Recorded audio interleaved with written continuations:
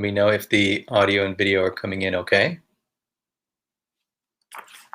This is the book that we're covering, and we finished part 1 last week, right? I think for the last couple weeks, I'm not sure if some of this was streaming through on Facebook or other services, but it looks like that may have been corrected. So if you can see me, hear me, just send me a few messages so we know it's working okay. So somebody asked which book. This is the book. You can also see it in the back. Is This a Dream? And like I said, we finished up part 1. And for the next couple weeks, what we'll do is simply take select chapters from chapter 2 and from part 2 and part 3. Because in part 1, we not only covered those chapters, but we covered a whole range of assorted topics, related topics, in terms of how we make sense of consciousness, mind, world, and so on. So if you have missed the last few weeks, the episodes are on YouTube, so you can check those out, and they'll probably be up on my website soon once I get a chance to put them on. So, okay, looks like audio and video is coming out nicely. Hello, Sanur, Maria, Dee, nice to meet you all. Nice to see you all. Let's start with the brief meditation as we wait for everyone to jump on.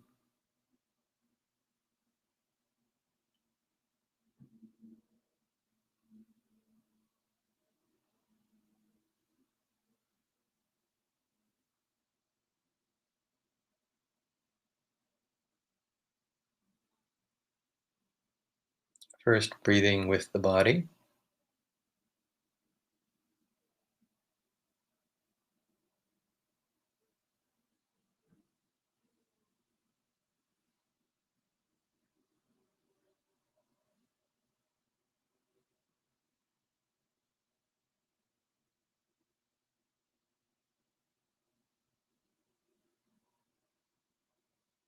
Feeling a sense of ease.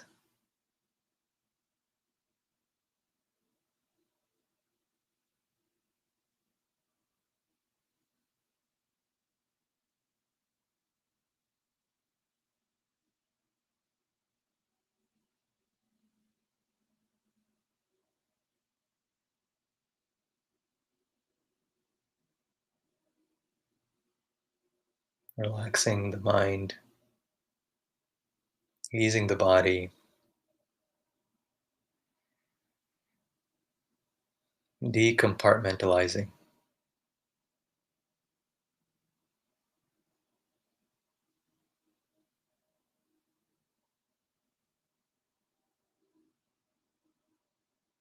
The sweetness of being yourself.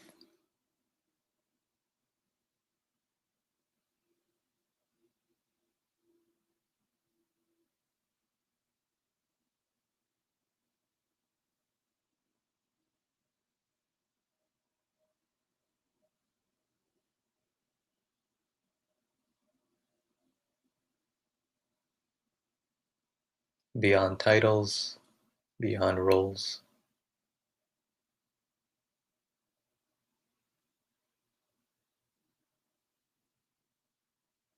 beyond stories.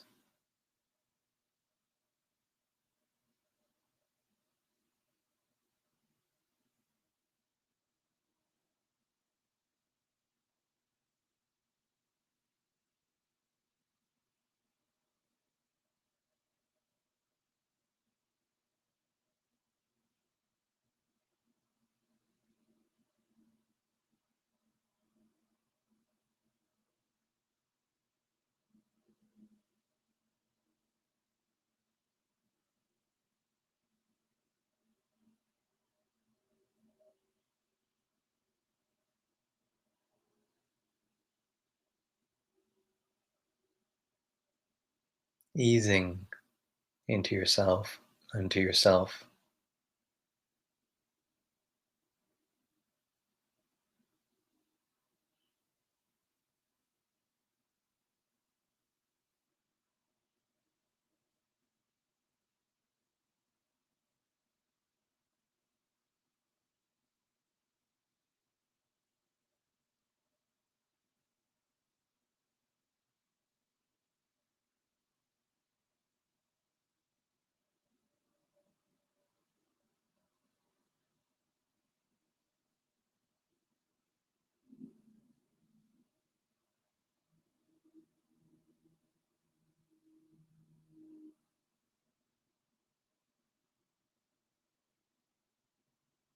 allowing the breath to follow you.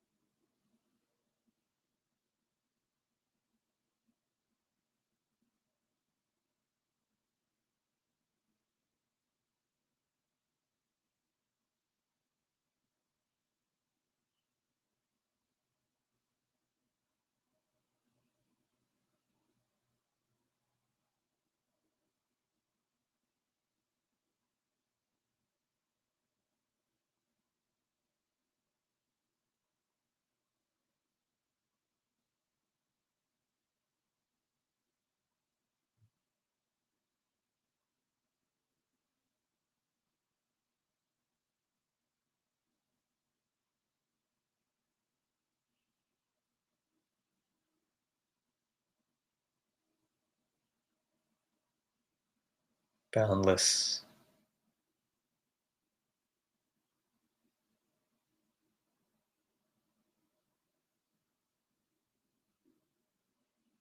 limitless.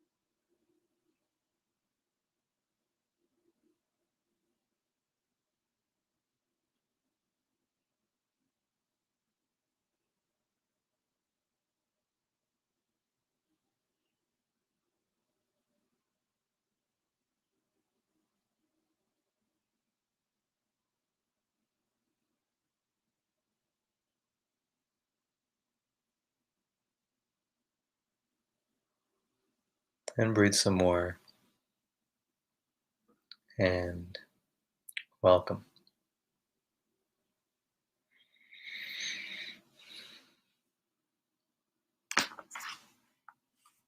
So thanks for joining me. Looks like we're back on Facebook this week. Prior episodes are on YouTube, and we are on part 2 of Is This a Dream? And I said before that most of the book, in terms of the basic framework that we're talking about, has been covered. So we're going to jump around a little bit in part 2 and 3. So with that, let's go to chapter 15 on page 75 and talk about a couple of these misunderstandings about consciousness. Right? So we've talked about all these already in some form or the other in the context of the Three Minds framework, in the context of all the other chapters. But now, what if we put a lot of these misunderstandings together and see if we can clarify these? Right? So, number one is the scientific evidence supports the idea that the brain creates consciousness, and therefore that consciousness is not primary. So this is a misunderstanding about consciousness. And it depends on a couple different things. Number one, it depends on a narrow definition of consciousness, right? So we have to say that if the brain is creating consciousness, the consciousness is some kind of local phenomenon, and or it is dependent on the brain to exist, right? So consciousness is not considered non-local, it's not considered independent, but it's strictly this local phenomenon. We have to only define consciousness that way for it to fit this kind of understanding. So that's one problem with it. And of course, one of the things that we've been looking at over the last several months is that there is this first mind view of consciousness, of this localized thing, probably produced by the brain, but that is a partial perspective. And that's one way consciousness presents itself. And that when the mind is reconfigured, so to speak, that there is a broader field-like non-local nature of consciousness, of which the brain is a subset or a partial representation. So that's one issue with it, is the narrow definition of consciousness. The other thing is it also ignores some of the evidence. For example, there is evidence of children remembering what has happened to them before this lifetime. So there are case reports of children describing what they were like, what they look like, what kind of injuries they sustained, and even how they died, what the pain was like. These kinds of details of other bodies that they don't know about from this lifetime, that nobody around them, their family or their friends, nobody knows about that from this lifetime. And some of these stories have been independently verified, where they follow the child's description. They're able to go to another place and verify that indeed there was such a person who had recently lived there, who looked like this and had these experiences and died under these circumstances. So such reports suggest that what we are calling consciousness or experience of some kind is not restricted to a particular body. And of course, the brain is a part of the body, right? That even when a body stops moving, or when a body dies, that there is some aspect of our consciousness, of experience, that goes on and that can be connected with another body. This is what some of these case reports suggest. And so that evidence would have to be ignored to suggest that it is simply the brain that is producing consciousness. Right? There's also cases in which injuries to the brain, such as a stroke, for example, or even traumatic brain injury, in which a part of the brain is disturbed and disrupted such that the metabolic activity cannot continue as it did before, that when this happens, there are actually, rather than a diminishing of consciousness, there's actually an increased experience of consciousness. So we see this sometimes with savants, what we call savant-like capabilities. After an injury to the brain, they develop new abilities, right? And we see this in strokes, some strokes as well. There's a feeling of transcendence, a feeling of identity that is beyond the body as a result of some strokes. You know, simply by looking at the body, we cannot tell what the experience of consciousness might be, right? So there are some people who are in vegetative-like states who might be having tremendously rich experiences. And from an external perspective, we might say, well, that body is suffering, or that body is dysfunctional or can't function. There's very minimal function. But the experience itself might be one of tremendous function. It's just that that range of function within this world is not what it used to be. But if we look at the full range of function, it may even be more.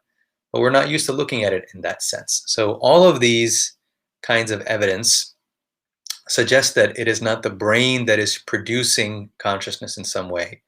There's no doubt that the brain interfaces with consciousness.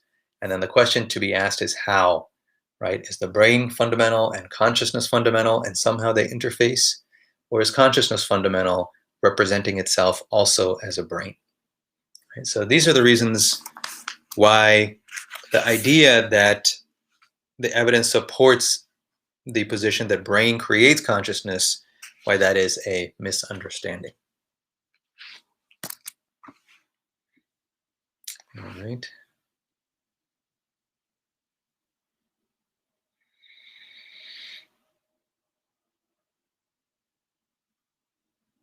Hello, Mary. Hello, Maria, Mariana, Vicky. Okay.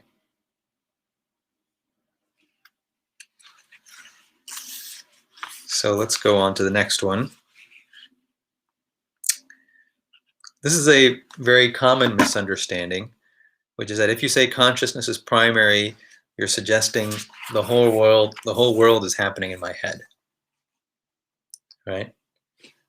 Because again, the idea here, once again, is that consciousness is a localized thing and it's in association with the brain. So it's somehow in the head. So there's this movie projector in the head, and that's where everything is happening. Whereas we're flipping the whole thing on its head, so to speak, and saying that this experience of the head itself, this experience of localization itself, is in consciousness, if we want to put it that way, right? So it's not that consciousness is in the head, and therefore we're saying, oh, everything is just in your head, because that then becomes an easy excuse to not have to interact with the world, right? Or it becomes an easy excuse to not have to deal with things. We just say, well, it's all in my head. In fact, we must have heard that. People who say, well, that's all in your head. And certainly, figuratively speaking, we can say that some of our ideas, thoughts, that these are, at least figuratively speaking, we can say in the head, okay. But really, when we look at this closely, we're not at all saying, in fact, we're saying the very opposite of the idea that consciousness or the world or everything is in our head. We're simply saying the world itself is a representation, the effervescence, as it were, of non-local consciousness. Right? So Chris asks, so when there is no brain activity and we stop life support, is there a life form existing? So this depends on your view. So from the perspective that consciousness is fundamental, there is still something existing, right? In fact, there's something that exists prior to birth, during the lifetime, and after the lifetime, right? Regardless of life support or no life support. At some point, there is experience with the body, and at some point, there's experience without the body, right? So what we're saying is that life, whatever we're calling life, is not something that's restricted to the body. So then the question is not one of life support or not, it's simply a more fundamental question of a different view of what life is and how it happens.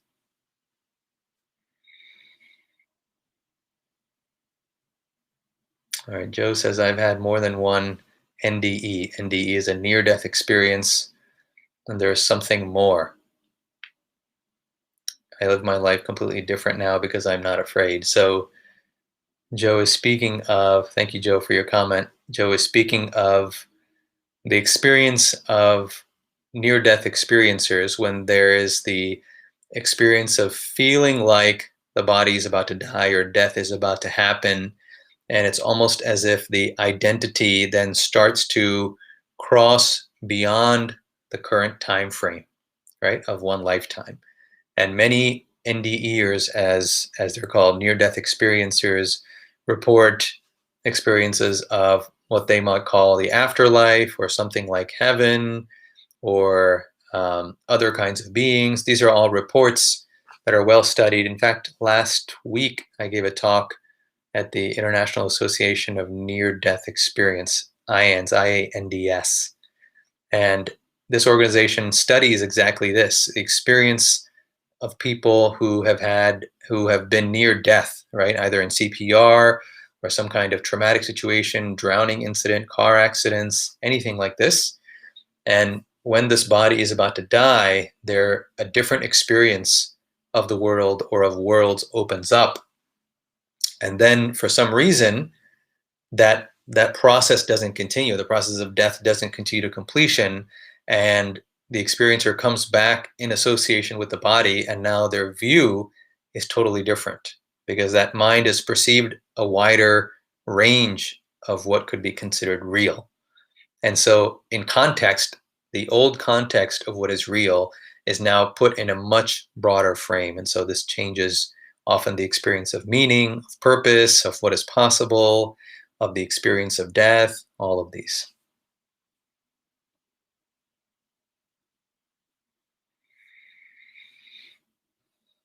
All right.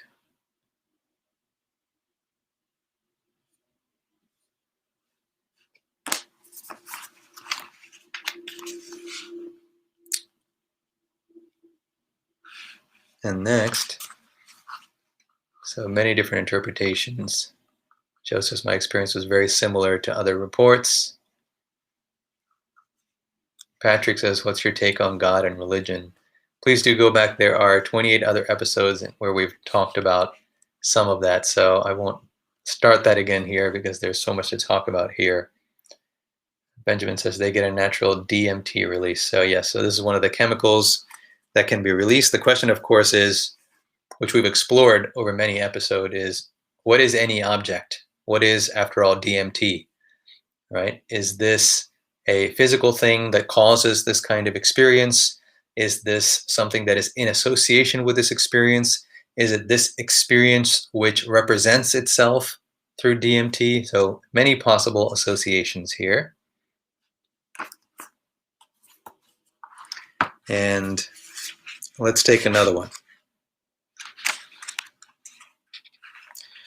So this is a good one. Number 3 is, if this is all a dream, why should we bother? And I've addressed this a couple times before, but the title of the book, of course, is this a dream? And every so often, I will get comments saying, this isn't a dream. Don't say it's a dream. Look at what's happening in the world. COVID-19. There's so many serious things. Climate change. So, don't say that this is a dream. And yes, exactly true. We're not saying this is a dream. We're asking the question, is this a dream?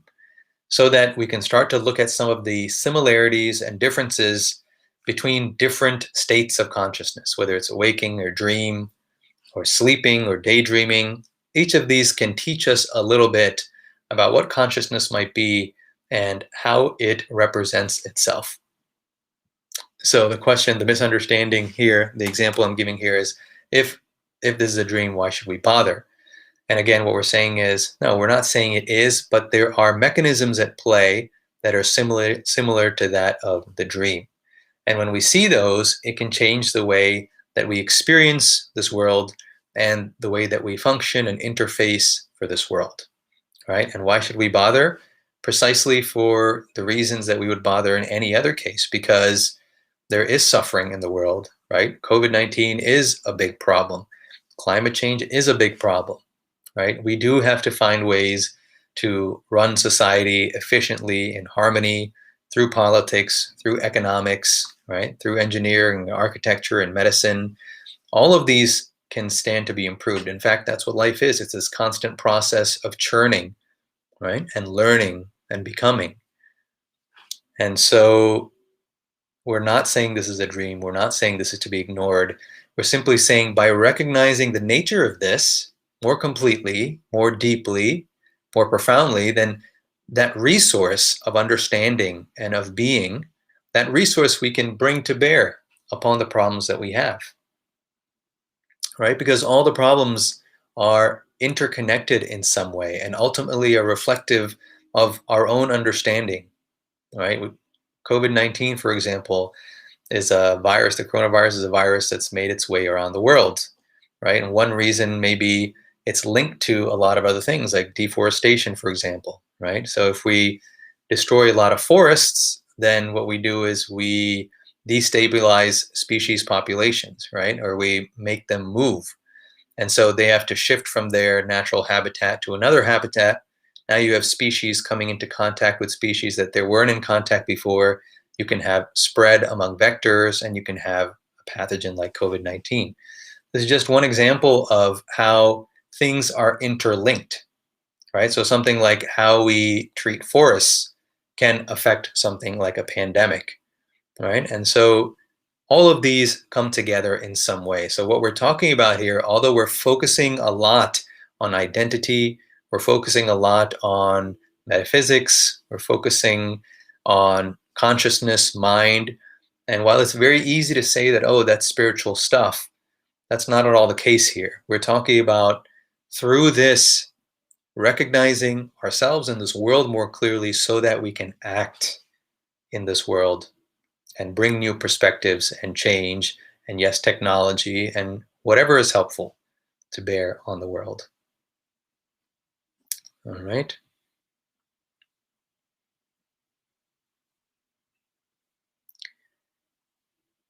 So Jill Margaret says, can you explain out-of-body experience? Please do go back and check all the other episodes for more details. Very quickly, out-of-body experience is when an aspect of our consciousness seems like it delocalizes from within and relocalizes outside the boundary of the skin, right? So it's not the same as the second mind in the sense that when we're talking about the second mind, we're simply talking about non-localizing consciousness. We're not talking about a particular perspective where there's a perspective from outside the body looking at the body. That's another kind of first mind experience, right? First mind can be located within the body, usually, and sometimes there can be an out-of-body experience looking back at the body too. That's another kind of range of first mind experience. All right. So where are we? Okay.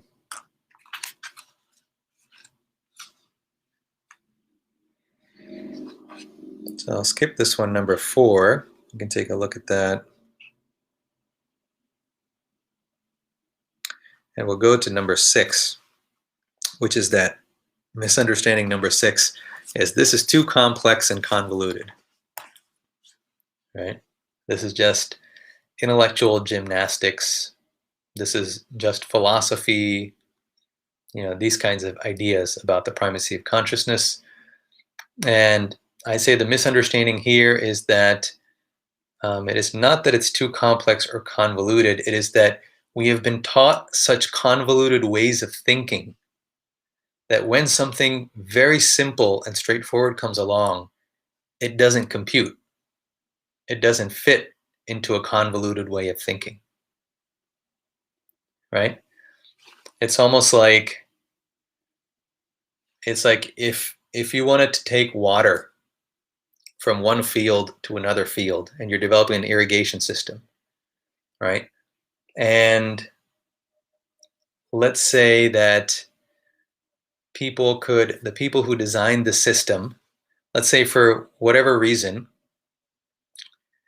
they could only perceive, let's say, right angles. All right? They could only perceive right angles. They can't perceive curves. They can only perceive right angles. And there are a few obstacles in the way from field A to field B. We have to get the water from field A to field B. And there are a few obstacles in the way, so you can't go straight. Now, a mind that only perceives right angles, what is it going to do? It's going to make something like an aqueduct that goes this way, makes a 90-degree turn, goes this way, makes another 90-degree turn this way, another 90-degree turn. Everything's going to be 90 degrees, right? Because that's the way the mind has been trained to think, right? Now, if this is done over and over and over for generations, for hundreds of years, for millennia, let's say, and then somebody comes along and says, well, why are you using so much material? We could cut this in half. Just make a nice curve that curves in between these and goes there, right? It reduces the length of this aqueduct in half. It reduces the material in half. It reduces the cost in half. It reduces the time in half. So we don't need to have all these right angles, right? This simply would not compute for a mind that is only used to right angles. As says, no, how are we going to make turns if there are no right angles, right? The system, the way of thinking is convoluted to such an extent that once something simpler comes along, it doesn't fit into that system. And that's often what happens in talking about consciousness, right? If we simply say consciousness is primary and the world we experience is a representation of consciousness. This is a very simple idea. It does not contradict. Once we understand the common misunderstandings, we will see that it does not contradict any scientific finding. It does not contradict any of our experience necessarily, because even the experience of the opposite can be explained easily within this framework, right? So if this is the case, then why do we develop all these other different kinds of stories? Well, there are many reasons for that. It can be from habit. It can be from fear of change. For whatever reason, these stories tell themselves and they go on and on and on. But the idea that consciousness is primary and the world and we are representations of it is a very simple idea. And in fact, even when we talk about mindfulness and meditation and yoga, and the more we use these terms somehow, things can seem very complex. And we say, okay, then you have to watch the thought, and then the thought might move around, and then let that go, and then look for the personal identity. We have to do all this because this is the way the mind is configured already, right? But in the end, there's a saying that as this dawns, as this recognition, a broader recognition of what we are, dawns, then the movement is towards silence, right? That ultimately, even all of these words and even all of these ideas are engaging to some extent the first mind view. It has to, right? Because from a second mind view, such kinds of explanations and all aren't really necessary. So it's important to recognize that that which seems convoluted, that which seems so complex, in this case, when we're talking about the possibility of the primacy of consciousness, it is often because of the preconceived notions of what consciousness is, has to be, is capable of, what matter is, and all the associated stories that go along with it. When we look at simply considering all of the evidence and then seeing, okay, which story is the simplest story that goes along with all of these evidence, then we will see that the primacy of consciousness is a good choice. Right? Another way to say it is that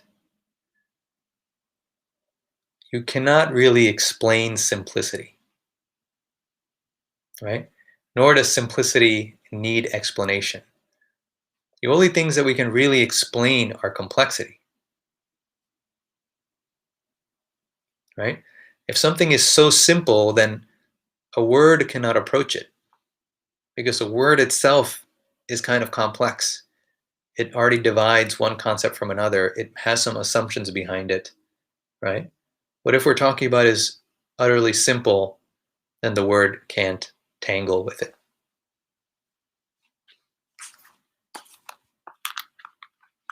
All right. So Madhur asks, why is this consciousness always so close and this distant at the same time? Yeah, so closeness and distance are experienced from the first mind perspective. So when the sense of identity is localized, right? When we say, I am here in this particular place, then anything that is proximate to here feels close, right? So the body feels very close, maybe, right? Or our thoughts may feel very close, right? But something that we feel as far, then we say that that is very distant from us, right? So what feels far from the first mind perspective is the second mind or the third mind, because what does the first mind think or imagine? The first mind imagines that what I am is here and only here and not anywhere else. And the second mind, it's far out there somewhere, right? It's far out. It's this wild idea, or it's something mysterious or mystical, and it's I don't know where it is. It's far out there. This is why consciousness feels distant. It is the first mind which projects that distance by virtue of localizing itself here. If that first mind did not localize itself here, then it would not feel distance from that second mind. In other words, that opening and that expansion of identity is the shift in configuration, that pathway from the first mind to the second mind. And as that opens up, consciousness is neither near nor far, right? Because for near and far, you have to have the two experiences of here and there.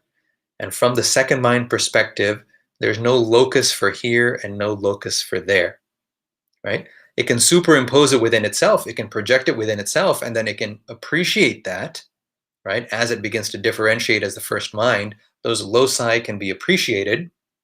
And therefore, the meaning of near and far can be appreciated. The experience of near and far can be appreciated. But fundamentally, the recognition is neither one of nearness nor farness, because that sense of identity is not localized. And therefore, consciousness is neither near nor far as the second mind. It is simply that consciousness is. Jonathan said, everywhere you go, there you are. Yeah, that's one way to say it. That's the kind of combination of this first and second mind, right? This is indicating the second mind. But where is this everywhere that you go? It is the first mind that goes everywhere. But it is the second mind that gives birth to everywhere.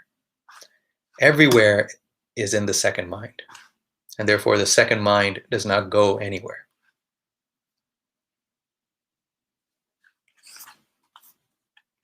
All right.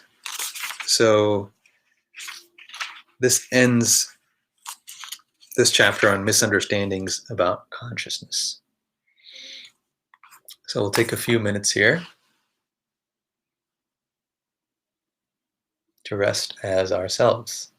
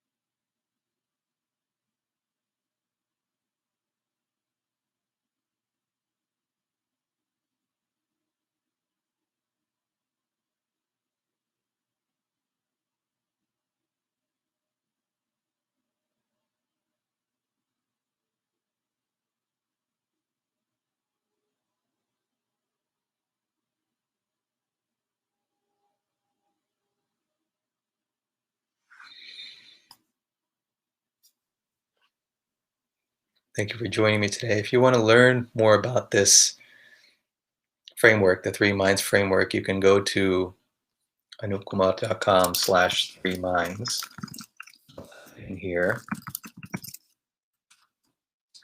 And that links to a Google Doc, and it has a more detailed elaboration of this. And if there are questions, please do share your questions and we will take a look at those. All right, so next week I'll look through again part 2 and part 3, and we'll see other things that might kind of sum up what we're talking about and go through that.